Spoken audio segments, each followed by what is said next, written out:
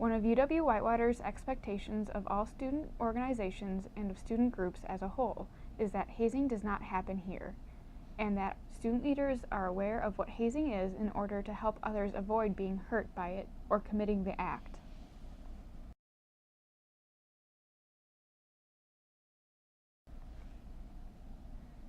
Hazing is defined as any intentional action or situation, whether on or off campus, that causes mental or physical harm, embarrassment, harassment, or ridicule.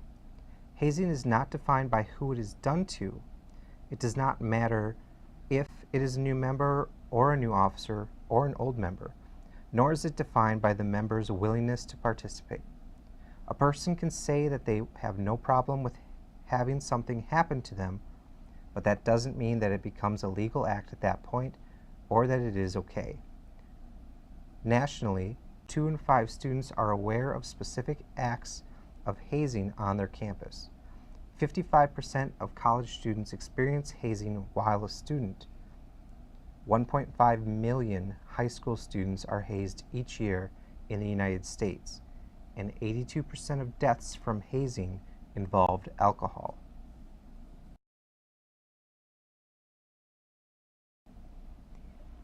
If you are unsure if it is hazing, you need to ask yourself these questions. Would I feel comfortable participating in this activity if my parents were watching? Am I being asked to keep these activities a secret? Am I doing anything illegal? Does participation violate my values or those of my organization? Is it causing emotional distress or stress of any kind to myself or others? And, specifically for those individuals committing the Hazing Act, when you apply for jobs, can you take the burden of having a criminal arrest on your record?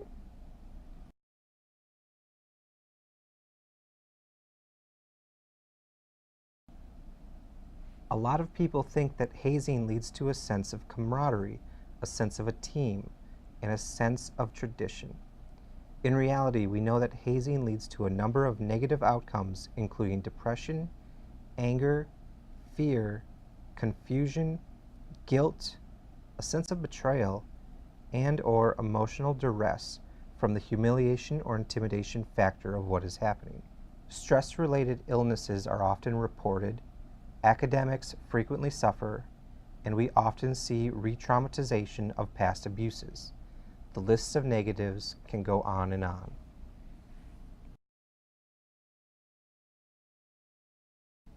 In the state of Wisconsin, hazing is against the law. No person may intentionally or recklessly engage in acts which endanger the physical health or safety of a student for the purpose of initiation or admission into, or affiliation with any organization operating in connection with a school, college, or university. Under those circumstances, prohibited acts may include any brutality of physical nature, such as whipping, beating, branding, forced consumption of any food, liquor, drug, or other substance, forced confinement, or any other forced activities which endangers the physical health or safety of the student. There are many myths that are associated with hazing, and we are going to address just a couple of them here. The first myth, and the one that we hear most commonly, is that hazing is a problem for fraternities and sororities primarily. The fact is that hazing is a societal problem. Hazing incidents have been frequently documented in the military, in athletic teams, marching bands, religious cults, professional schools, and other types of clubs and/or organizations. Reports of hazing activities in high schools are also on the rise.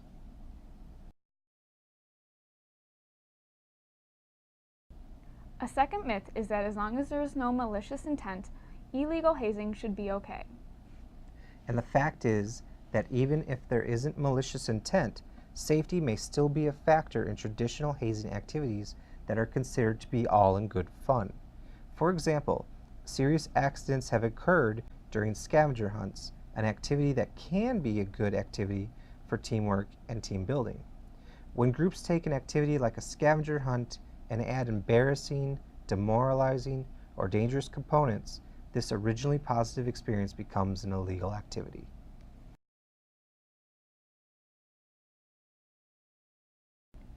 A third myth is that hazing is an effective way to teach respect and develop discipline. The fact of the matter is that respect isn't taught, it's earned.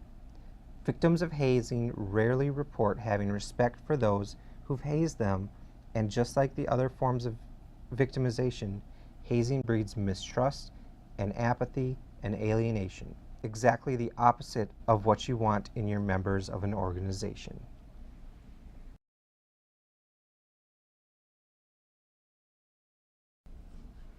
If you feel you are being hazed at any time, there are many steps you can take.